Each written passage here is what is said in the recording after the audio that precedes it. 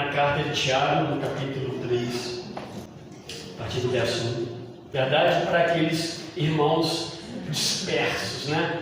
As 12 tribos. Lembra que a gente falou que Tiago tem um linguajar bem velho testamentário, né? Tiago tem um linguajar bem judaico. Porque, meus irmãos, provavelmente ele escreveu lá por volta do ano 45. Por volta do ano 45, né, a igreja não tinha muito problema com as escrituras, não. Eles estudavam, eles entendiam a escritura. Mas as teologias estavam sendo sistematizadas. Hoje nós debruçamos sobre as coisas tudo bem definidinho, né? As prateleiras, né? A salvação, nós vamos falar sobre Cristo, Deus, está tudo bem definido. O homem. Naquele tempo não, eles liam a Bíblia, aprendiam a Bíblia, obedeciam. E Tiago escreve nesse período, ele usa um linguajar bem judaico, porque Tiago foi um judeu do começo quase que até o fim, né? Mas é um tempo que ele vai se arrepender dos seus pecados e vai crer em Jesus Cristo.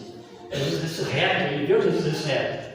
Portanto, Tiago não está preocupado em desenvolver uma teologia, estudar uma teologia como Paulo fez com a ressurreição.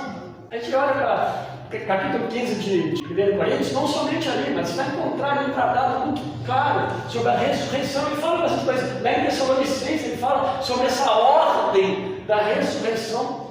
Tiago não. Tiago ele quer fé prática. Lembra que falamos semana passada que Tiago, né? O homem, né? Ou a pessoa ter fé e ela não ter obras, isso não é confusão nenhuma. Tiago é um homem cheio de fé. Tiago orou, os irmãos, ele tinha os joelhos, é chamado joelhos de camelo, porque a ser fiabilidade, porque ele era um homem de oração, um homem que orava pela igreja, ele sabia das necessidades do povo de Deus, ele sabia quem era Deus. Ele morre nessa condição de um homem que amava e servia a Deus e que não negava a Deus de forma alguma. Ele vai tratar dessa questão da fé, a fé operante, a fé que não, se não tem obras, ela é morta. Não existe essa fé sem obra, sem a prática. Nós falamos isso de uma forma bem clara na semana passada. Hoje nós vamos ler a partir do verso 1. Eu vou ler ponto a ponto, meus irmãos. Eu vou seguir. Os irmãos deixam as Bíblias abertas, para não preciso fazer a leitura duas vezes. Mas eu vou seguir a partir do verso 1, lendo o verso 1 e 2, e a gente vai tentando entender. Tá? Vamos pensar primeiramente que Tiago ele continua instruindo aqueles irmãos a quem ele escreve. Quem são esses irmãos? Olha a palavra, né, bem judaica de Tiago, que ele escreve às 12 tribos, né? Ele está escrevendo aos irmãos, aos convertidos, aos crentes que estão em uma determinada região. Talvez, por certo, pelo contexto da carta, pessoas perseguidas e passando por duras perseguições. Eles se reuniam e cultuavam a Deus. E aqui, meus irmãos, se olhar para Tiago, a gente tem que entender isso. Pode nem parecer, mas está claro aqui que Tiago está falando de um contexto de culto, de igrejas reunindo. E nessa reunião há culto, há adoração. E como a igreja procede? Como que é o viver dessa igreja? Como que esses irmãos cultuam a Deus? Como é o seu viver no dia a dia? Como é o seu viver na igreja? Como é que você recebe visitantes dessa igreja, né? Ele fala de acepção, por exemplo. E aí ele vai falar, meus irmãos, sobre a fé desses irmãos. Ela precisa ir além de palavras vazias. São as obras que Tiago vai tratar como obras da fé. Responder como cristão às provações, Tiago está tratando dessas coisas. Né? Diante das provações, como vocês respondem? Qual a sua reação? Buscar a sabedoria do alto, ouvir e praticar as escrituras, não serem parciais, perceber e agir favoravelmente diante das necessidades da igreja como corpo, praticar uma fé viva, uma fé operante, uma fé que realmente demonstra que você é um filho de Deus. E aqui agora Tiago começa no capítulo 1, versos 1 e 2, ele diz assim: meus irmãos, não sejam todos vocês mestres, parece um contrassenso, né? Não sejam todos vocês mestres, todos vocês sabem que nós, os que ensinamos, seremos julgados com maior rigor. No verso 2, todos tropeçamos de muitas maneiras. Se alguém não tropeça no falar, tal homem é perfeito, sendo também capaz de dominar todo o corpo. Com bastante amabilidade, né? Tiago faz essa introdução do capítulo 3, porque ele usa a expressão meus irmãos. Alguns dizem que Tiago não usa muitas expressões de igreja, né? E ele faz isso com bastante amabilidade. Porque ele fala, meus irmãos, meus queridos irmãos, isso é uma forma amável de se dirigir, e está dirigindo a um corpo, a uma igreja, ainda que ele vai ser bem específico aqui com relação, dentro deste corpo, ele vai se direcionar mais a algum grupo especificamente. Mas ele vai dizer assim, não sejam, como se fosse uma contramão, não sejam muitos de vós mestres, didacaios, né, instrutores, pessoas que ensinam. Aí não são todos, de fato não são todos. Quando a gente olha a teologia de Paulo, né, quando Paulo escreve a Timóteo, ele manda separar a formação, né, do presbitério, a formação do pastor, precisava ter qualificação, e uma essencial que diferenciava de todas as outras demais era o ensino. E aqui ele está falando assim, olha, nem todos devem ser mestre. Por que ele está desencorajando? Porque nem todos fossem mestres ali, dentro daquela igreja. Alguns dizem, meus irmãos, que é provável, né, que eles tivessem no meio do corpo da igreja ali uma porção de censuradores. Vocês conseguem entender o que eu estou falando? Sabe pessoas que censuram pessoas? Pessoas que dão advertência o tempo todo para pessoas? Mas existe um problema. Pelo contexto da carta de Tiago, havia problemas também pessoais. Tiago vai falar diversas vezes, num contexto geral, de que a igreja não agia em conformidade com a fé em Cristo que ela tinha. Mas a ideia é pessoas mais censuradoras, que censuravam, as outras mostravam o erro, eram julgadores. E muitas vezes, e aqui ele não está falando disso, talvez os seus problemas ficassem ocultos. Isso acontece muito. Quando a gente começa a censurar os outros, mas de uma forma errada. Interessante que Jesus fala sobre essa questão do julgamento. E ele vai falar sobre essa questão do julgamento dentro de uma perspectiva de que nós seremos julgados também. Mas ele não fala para não julgar. Jesus está querendo dizer o seguinte, nós temos que ter autoridade quando nós julgamos. E a autoridade vem de onde? Das Escrituras Sagradas. Por isso que ele vai falar mais adiante, no capítulo 7, né? Nesse mesmo capítulo, vai falar assim, olha, antes de tirar o cisco, né? A poeirinha que está no olho do outro, tire um pedaço de madeira que está no seu olho. A gente precisa entender bem isso para nós tomarmos cuidado de que, primeiramente, não é cruzar os braços e não exercer as exortações bíblicas. Por outro lado, tomarmos cuidado de sermos acusadores o tempo todo, né? Censuradores o tempo todo. Pessoas que julgavam. E às vezes aqui falta um sentimento honesto no juízo que faziam. E esse vai ficando muito comum. Porque quando nós muitas vezes julgamos os outros, o que acontece com a gente? A gente fica de boa, né? Às vezes a gente fica de boa. O chamado, então, para liderar, e agora o que o Tiago está pensando aqui? Tiago vai afunilar esse negócio aqui para a questão de líderes. Ele está falando de presbíteros. Ele vai trabalhar as questões da liderança da igreja, e nós vamos perceber isso aqui. E para isso, meus irmãos, a gente tem que pensar que quando nós somos chamados para liderar, a gente tem que pensar nas qualificações que principalmente Timóteo descreve. Esqueçamos que toda a igreja precisa aprender a tomar cuidado com isso, mas muito mais pessoas que vão liderar a igreja. Não pode ser um falador, simplesmente um falador.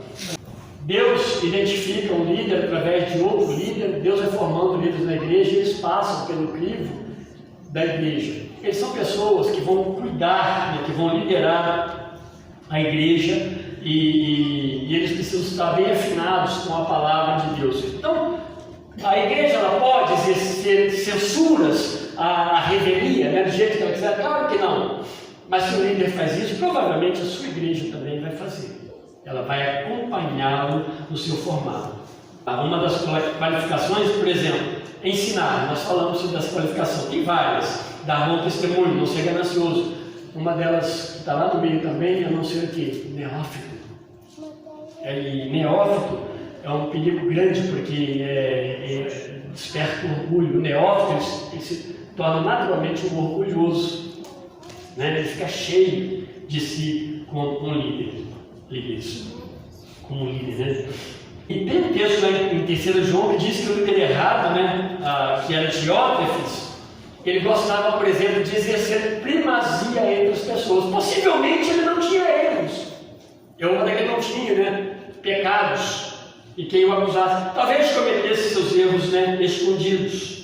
Por isso que Paulo, lá em 1 Coríntios, capítulo 12, ele vai dizer que, ele vai fazer a pergunta, são todos mestres? Porque nem todos podem ser mestres, instrutores. Esse é o sentido aqui da palavra dicacaios, né? Não são todos dicacaios mesmo, tá? Mestres, aqueles que ensinam, instrutores. Só que aí é didacaios, né? A palavra certa é didacaios, instrutores. Não são todos. Qual o motivo de nem todos serem instrutores? Ele vai deixar bem claro aí que é o rigor mesmo do juízo de Deus sobre essas pessoas. O juízo de Deus sobre quem instrui. A gente deveria até pensar, puxa vida, mas quem instrui já tem o peso, né, de ser um instrutor, de ter uma responsabilidade, mas de fato é isso mesmo. É a palavra de Deus, ele precisa ser bem cuidadoso com isso. Ele tem que ser o exemplo diante da comunidade. O rigor é muito grande. Jesus, lá em Lucas 12:48, ele conta uma história de um homem, né, a quem o seu senhor, na verdade, o senhor de uma fazenda, de muitos negócios, inclusive escravos, ele deixa um outro responsável pelo cuidado da sua fazenda, e esse que fica responsável por cuidar da sua fazenda, ele não procede como o seu senhor ordenou que ele deveria proceder. Tá? Jesus conclui essa história dizendo que a quem muito foi dado, em termos de responsabilidade, muito será exigido. No caso daquele senhor, daquele subalterno que não cuidou da propriedade de direito e, na verdade, exerceu uma autoridade que não lhe cabia, ele foi então ajuizado pelo seu senhor. Então, a quem muito foi dado, em termos de responsabilidade, Jesus diz que muito será exigido, lá em 12:48 de Lucas. Ele diz mais, a quem muito foi confiado, muito mais será pedido. O mestre, meus irmãos, ele precisa falar. E aqui, essa palavra, essa expressão língua, falar, boca, palavra, ela vai aparecer umas 11 vezes isso aqui.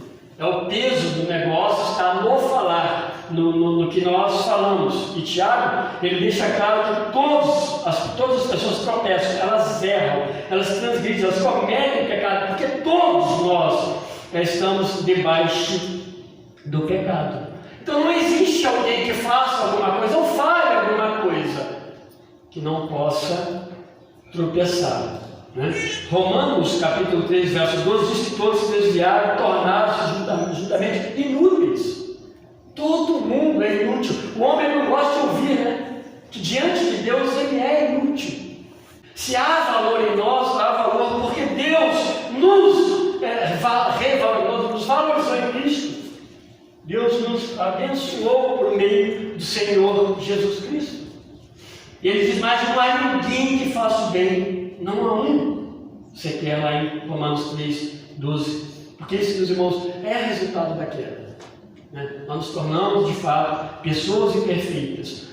Isso porque ainda nós não fomos transformados e glorificados pelo Senhor Jesus Cristo. Esse mestre precisa ser perfeito. E ele usa a expressão aí, que todos tropeçamos em muitas coisas. Se alguém não tropeça em palavra, o tal varão é perfeito e poderoso para também refrear todo o seu corpo. Então, todos podem se desviar. O mestre, ele, nesse processo que ele usa muito a palavra, ele instrui, ele fala, e às vezes fala até demais, né? Tem que tomar cuidado com isso.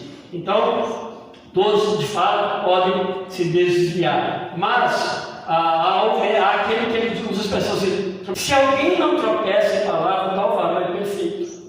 E ele está dizendo aqui perfeito, meus irmãos, não que alguém de repente não tenha problema nenhum, não tenha erros ou não cometa pecados. Não é uma pessoa sem pecado que está falando aí, mas no sentido de uma pessoa madura. Se alguém não comete determinados erros, é porque de fato ela é uma pessoa mais madura, ela é uma pessoa mais verdadeira na sua fé. é um mestre, é uma pessoa que mantém o controle, né, das suas paixões, das suas palavras, e a partir das suas palavras também das suas paixões, dos seus desejos, dos desejos do seu corpo. É um processo de santificação. Isso exclui os demais membros da igreja? De forma alguma. De forma alguma. Mas como ele agora se dirige àquelas pessoas que vão cuidar da igreja, elas precisam tomar bastante cuidado nos seus procedimentos, nas suas palavras. E aí ele vai ter autoridade para ensinar a palavra de Deus à igreja. Essas pessoas que não cometem erro, né, são perfeitas, que Tiago usa a expressão aí, elas existem, né? Claro que elas existem. E aí, meus irmãos, é um processo de santificação que todos nós passamos. Na verdade, nesse processo, o pastor ele não pode ser diferenciado diante de Deus de um membro da igreja, de um outro membro da igreja. Todos, quando são chamados por Deus à salvação, todos são chamados também ao desenvolvimento da salvação, todos são chamados ao processo, né, ao trabalho de santificação.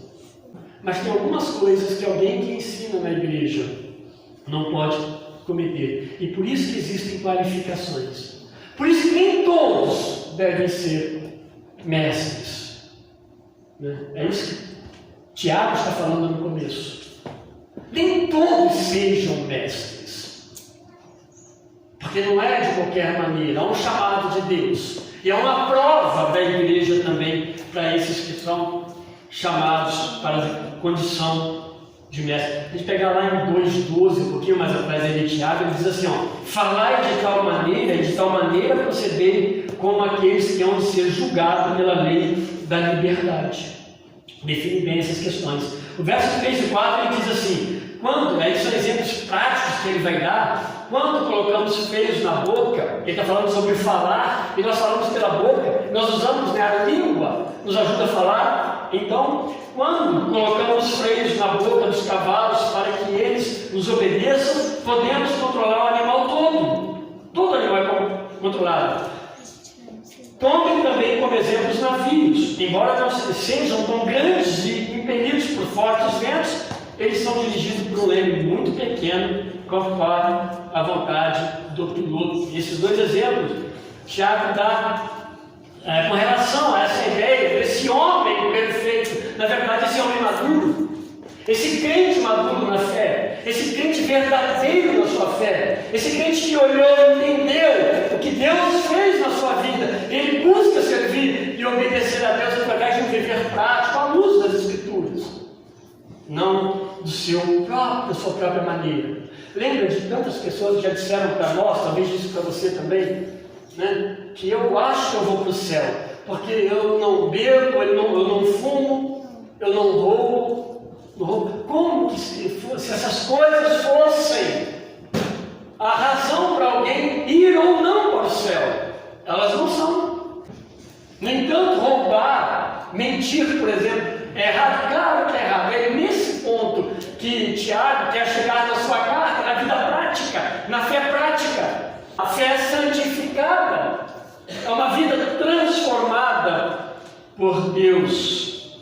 Ele vai dar esse grande exemplo desse homem, dessa pessoa, desse crente maduro. E a sua ação, a forma, o seu falar pode beneficiar todo o seu corpo.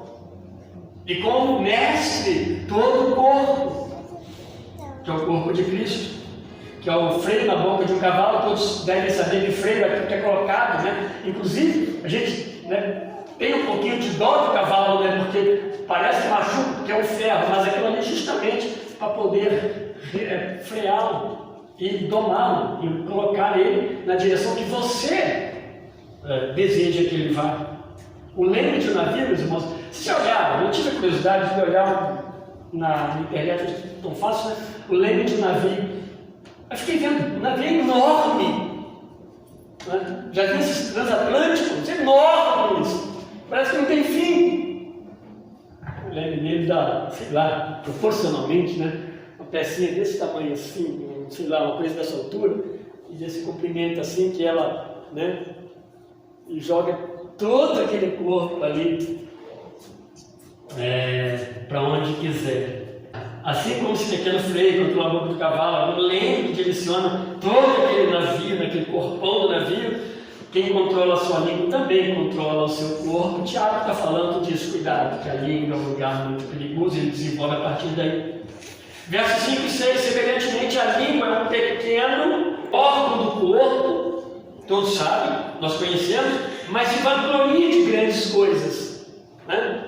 O pé pode fazer muitas coisas, o pé nos leva a tantos lugares, não é verdade? Os olhos enxergam tantas coisas, mas eles não falam. E aí a língua é um órgão tão pequeno, ela se vangloria. E aí ele dá um exemplo agora. Vejam como um grande bosque. Olha a associação. A língua, um pequeno órgão, se vangloria de grandes coisas. Vejam como um grande bosque é incendiado por uma simples fagulha. Assim também a língua é um fogo, é um mundo de iniquidade colocada entre os membros do nosso corpo, contamina a pessoa por inteiro, incendeia todo o curso da sua vida. Olha que é uma coisa, meus irmãos, extremamente abrangente, sendo ela mesma incendiada pelo inferno.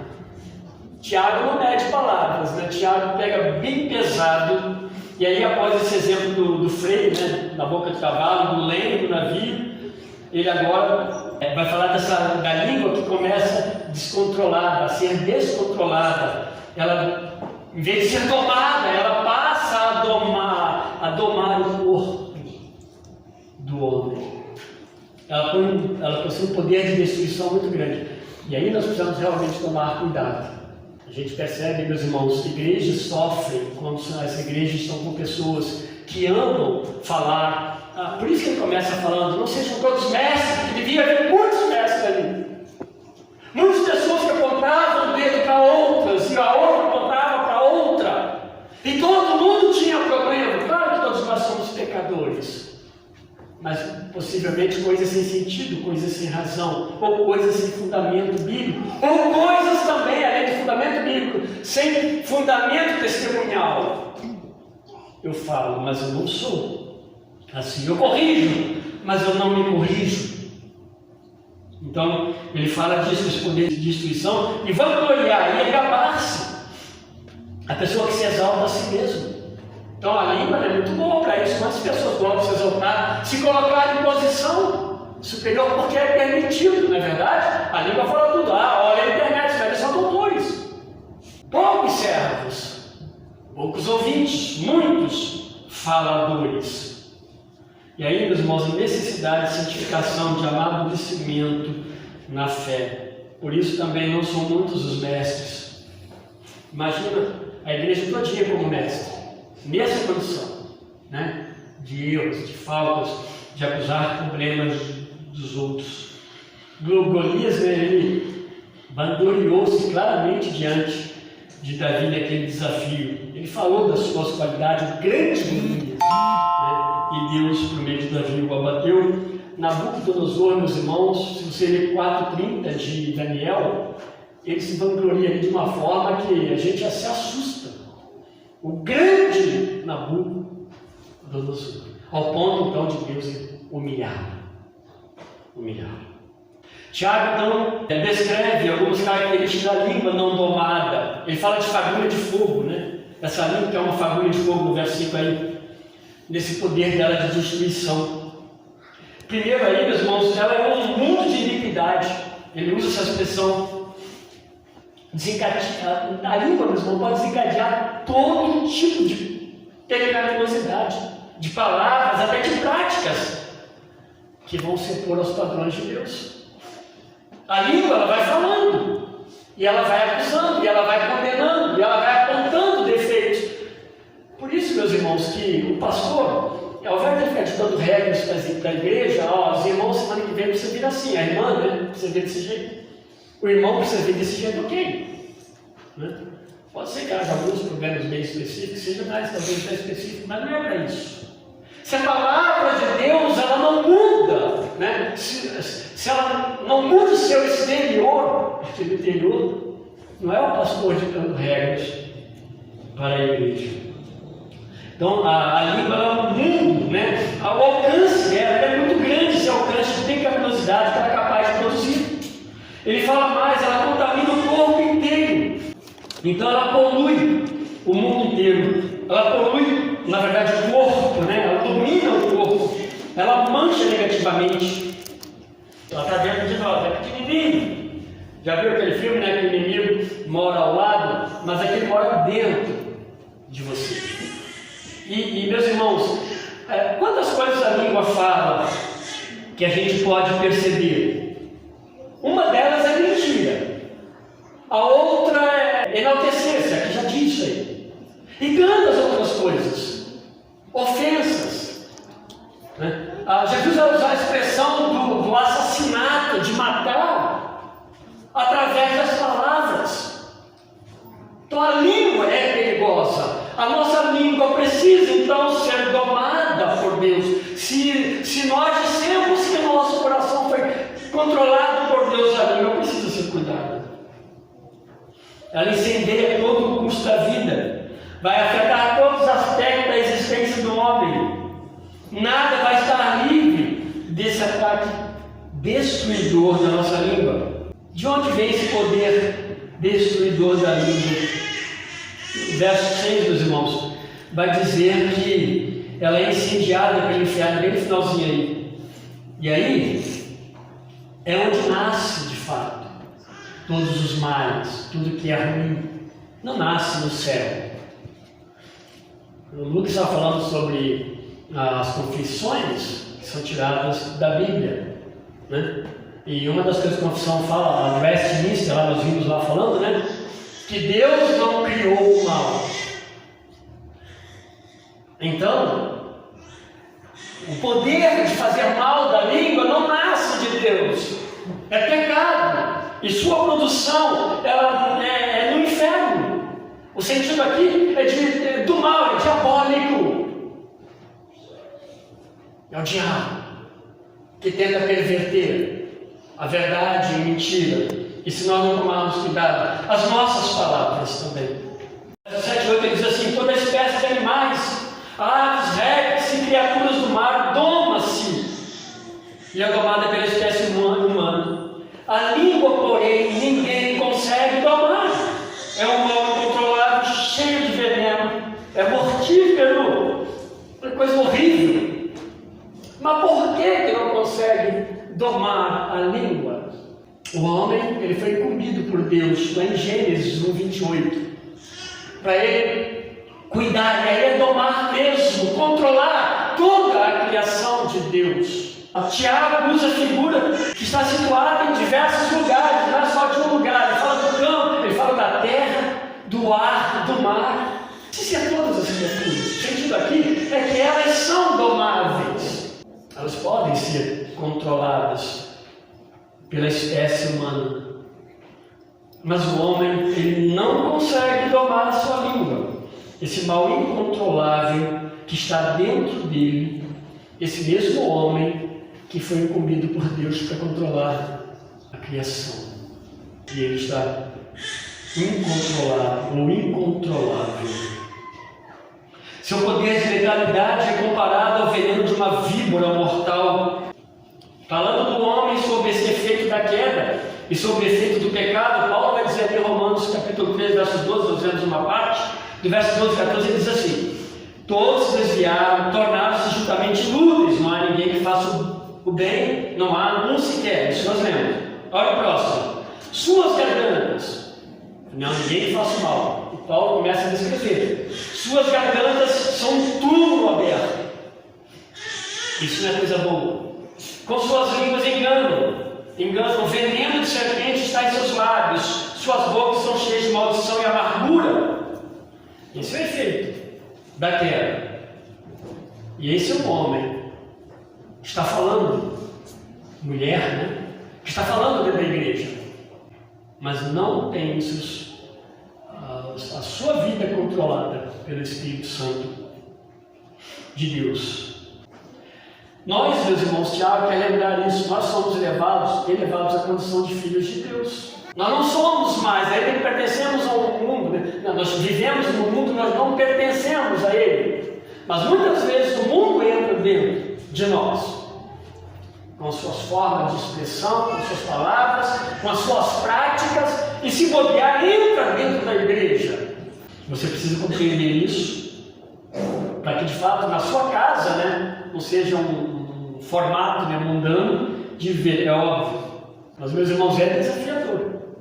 É desafiador. E aí, meus irmãos, ele vai fazer a advertência dos versos 9 a 12, de uma forma amável. Ele diz no verso 9: com a língua bendizemos ao Senhor e Pai, e com ela amaldiçoamos os homens, feitos à semelhança de Deus. Olha o que a gente faz. A língua que adora é a língua, né, que amaldiçoa as pessoas que são filhos de Deus. Uma coisa que a gente não pode esquecer, que todas as pessoas que nascem na imagem e semelhança de Deus. Não são só os filhos dos crentes. Todos nascem, crescer e multiplicar-vos. Aliás, está crescendo um pouco, né? Mas a ideia, a ordem de Deus é crescer e multiplicar até a volta de Cristo. Mas hoje tem aspectos isso, para substituir as crianças. Mas olha só, da mesma boca procedem bênção e maldição. E aí ele vai usar a amabilidade dele, como sempre. Meus irmãos, não pode ser assim. Ele dá uma puxada no freio, né? Com bastante carinho. Meus irmãos. Agora, essa expressão, meus irmãos, não pode ser assim, não pode ser desse jeito. Eu fico imaginando quando o Tiago está escrevendo isso. O que está acontecendo? O que está acontecendo com vocês, meus irmãos? Ele fala no verso 11 e 12: acaso pode sair água doce e água amarga da mesma fonte?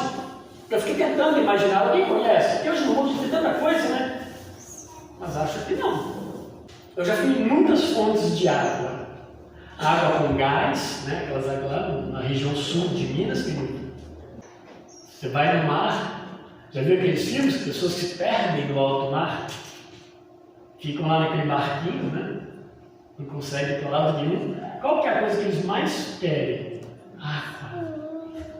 Mas no mar de água, é que na mesma fonte não nasce água doce, água salgada. Ele está falando de nós, os crentes, está falando para aquela igreja, para aqueles irmãos.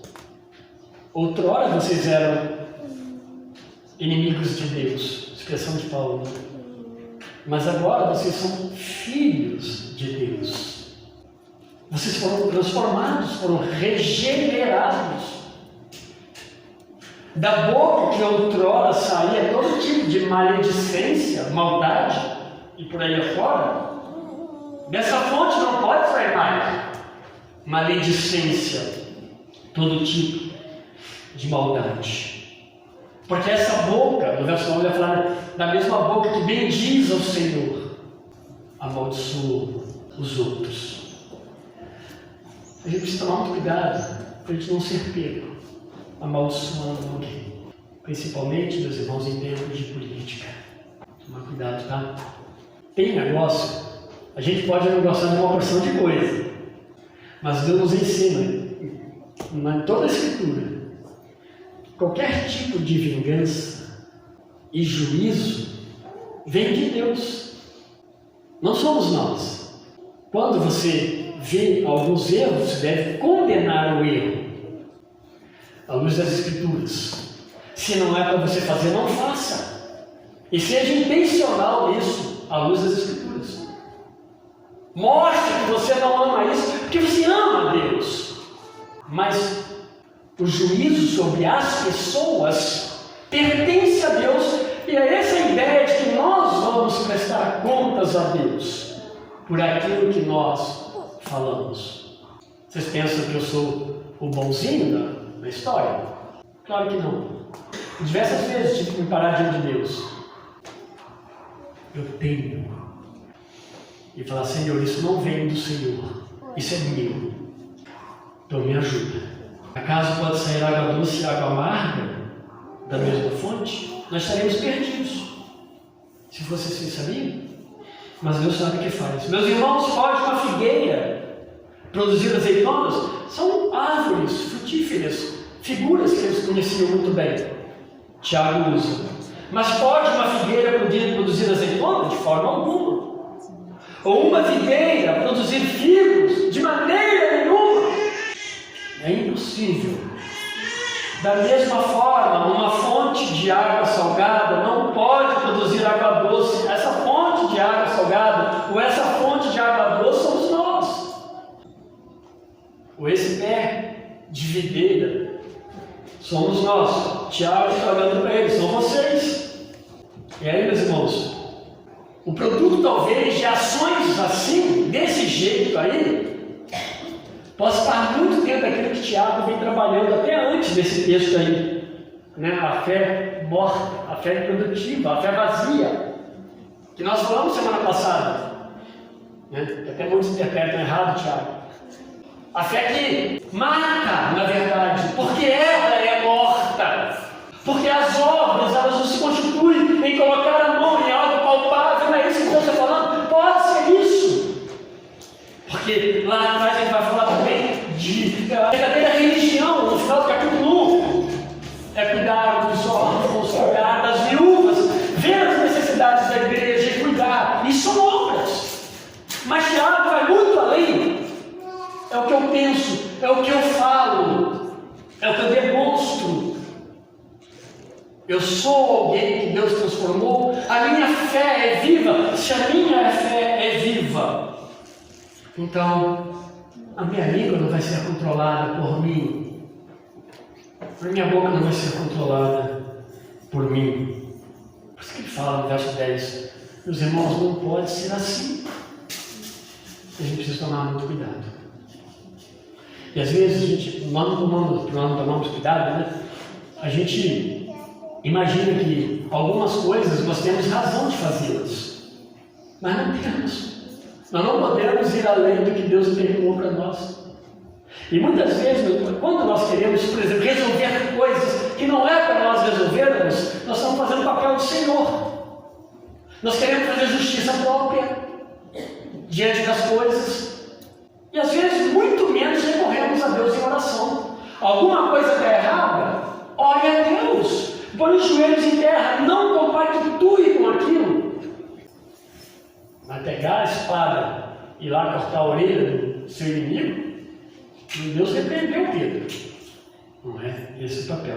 Falar, pegar os meios sociais aí e denegrir ou desrespeitar, a melhor expressão desse é desrespeitar pessoas, não é para nós fazermos. Esse meio que deu voz para todo mundo, né? Pessoas que nunca falaram nada, porque elas abrem e falam, elas são autoridade no assunto. Jesus nem crentes. Então existe solução, meus irmãos? Claro que existe. Existe solução para esse problema. Se ele é um problema na minha vida, na sua vida, na vida de um líder. Você percebe como que a igreja precisa estar atenta? Para quem será o seu líder? Nós aqui somos seres presbíteros, por exemplo. Mas nós estamos orando a Deus para Deus nos dar mais. E Tiago está falando, não é bom que muitos de vocês sejam mestres. Eu não vou fazer diferenciação aqui, eu vou falar líderes. Não, a igreja sempre ela vai orar e vai pedir a Deus que dê líderes. E ela precisa ser muito sábia nesses líderes, trabalharem na igreja. Mas não pode ser qualquer um. E qualquer um aqui, eu não estou denegrindo ou rebaixando os demais. É essa pessoa. Ela não pode vir do jeito que ela acha. Não é por assovio. É de fato pelo chamado de Deus. Aí, sim. Existe a igreja, ela é composta de servos bons, servos fiéis. Todos os crentes devem ser assim. Claro que no meio desse, nem todos são qualificados para pastores. Mas são qualificados para tantas outras coisas que Deus nos deu na igreja. Mas nós precisamos ter olhos cuidadosos à luz da vida. Quem é o meu pastor? Quem será o próximo presbítero? E aí sim, diante de Deus, porque ele vai usar a fala, ele vai falar aqui. E aí, nesse contexto que o Tiago está falando, de tomar cuidado. A solução, claro que há. O arrependimento é o caminho. E aí, meus irmãos, vocês podem lembrar da igreja. Será que nós nos arrependemos o suficiente? Espero que vocês me entendam o que eu estou falando. Será que nós somos capazes todos os dias nos encurvarmos diante de Deus, encurvarmos e pedimos perdão a Deus? Porque nós pecamos. Não tomamos cuidado, às vezes, com muitas coisas, com muitas ações nossas. Precisamos arrepender e debruçar diante do Senhor, pedir perdão e pedir ajuda dele, para que, de fato, o que está por fora venha da transformação que Deus fez por dentro de nós. Efésios 4:29 orienta-nos a abandonar as palavras torpes, por exemplo. E ele fala que deve ser dito apenas o quê? Que edifica a igreja. Então, se aqui o tema e o contexto é palavras, são palavras, devemos então tomar cuidado. Só vou fazer uma citação aqui de um livro apócrifo, de Eclesiástico, na verdade chamado também de Siraque, porque foi o filho de Siraque, né? De Sirá, o Siraque que falou, Sirá ben Siraque, e ele diz o seguinte: se você assoprar uma faísca, ela se torna uma chama. Estou falando com a boca, né? Não é isso que a gente faz, ela se torna uma chama. Se você cuspir nela, ela se apaga. Mas ele diz mais: contudo, você faz tudo isso com a sua boca, uma única boca. Faz tudo isso. Bom? Por isso, meus irmãos, eu quero encerrar então com essa expressão de Tiago, talvez seja bem oportuna para nós, meus irmãos. Não pode ser assim. Não é somente para quem aspira para o presbitério, a todos os irmãos da primeira igreja batista de Montemor. Não pode ser dessa forma. Precisamos nos colocar diante de Deus, pedir a Deus que nos ajude. Cristo ele não muda somente alguns aspectos, ele muda todo o nosso ser. Algumas coisas tentam sobreviver, o nosso pecado. Ele tenta sobressair, e principalmente nas palavras. Isso não quer dizer que você deve ficar mudo. Vocês estão entendendo o que eu estou falando? É palavras sobre a direção e orientação do Espírito Santo de Deus. Vamos orar?